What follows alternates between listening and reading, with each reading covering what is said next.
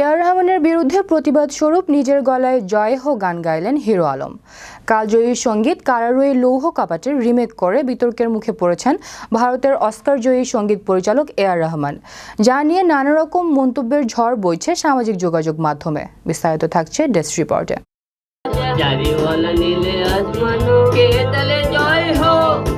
এ আর রহমানের বিরুদ্ধে প্রতিবাদ স্বরূপ নিজের গলায় জয় হো গান গাইলেন হিরো আলম।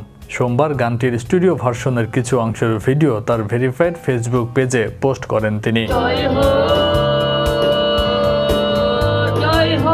সেখানে হিরো আলম বলেন, এ আর রহমানের একটি গান গাওয়ার চেষ্টা করলাম, কেমন হবে জানি না, চেষ্টা করব ভালো কিছু গাওয়ার।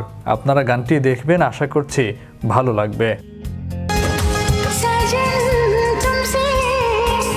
এ প্রসঙ্গে জানতে চাইলে হিরো আলম বলেন, কারার ওই লৌহ কপাট গানটির সুর বিকৃত করার প্রতিবাদ স্বরূপ এ আর রহমানের জয় হো গানটি গেয়েছেন তিনি। আমাদের দেশে স্বাধীনতার একটা গান, যে গান শুনলে এখনো মেলা অনেক লোকে গায়ের লোম শিউরে ওঠে। হিরো আলমের কাছে জানতে চাওয়া হয়, জয় হো বিকৃত সুরে গেয়ে প্রতিবাদ করছেন কিনা।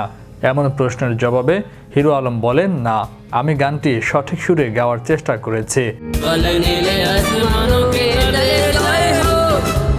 হিরো আলম বলেন, আমি তো সুর দিয়ে গাইতে পারি না, কিন্তু তার মতো সুর দিয়ে গাইতে পারা শিল্পী এমনভাবে বিকৃত করার সাহস পেল কিভাবে? এজন্যই প্রতিবাদ স্বরূপ গানটি গাওয়া হয়েছে। উল্লেখ্য, জয় হো গানটি 2008 সালে মুক্তি পাওয়া স্লামডম মিলিয়নার চলচ্চিত্রের গান।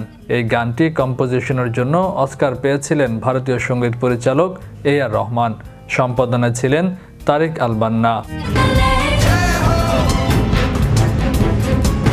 বগুড়ার ছেলে আশরাফুল আলম সাইদ, তবে সবার কাছে তিনি হিরো আলম নামেই পরিচিত।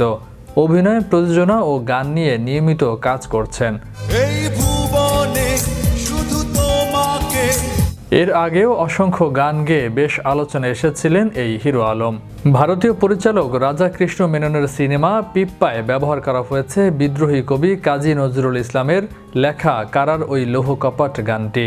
সিনেমাটির গল্প 1971 সালের মহান মুক্তিযুদ্ধের অন্তর্বর্তী সময়ে ভারত বনাম পাকিস্তানের যুদ্ধ নিয়ে।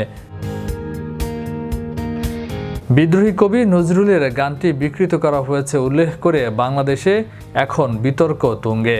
শুধু বাংলাদেশ নয়, গানের সুর বিকৃতি করায় পশ্চিমবঙ্গের সঙ্গীত শিল্পীরা ধিক্কার জানাচ্ছেন।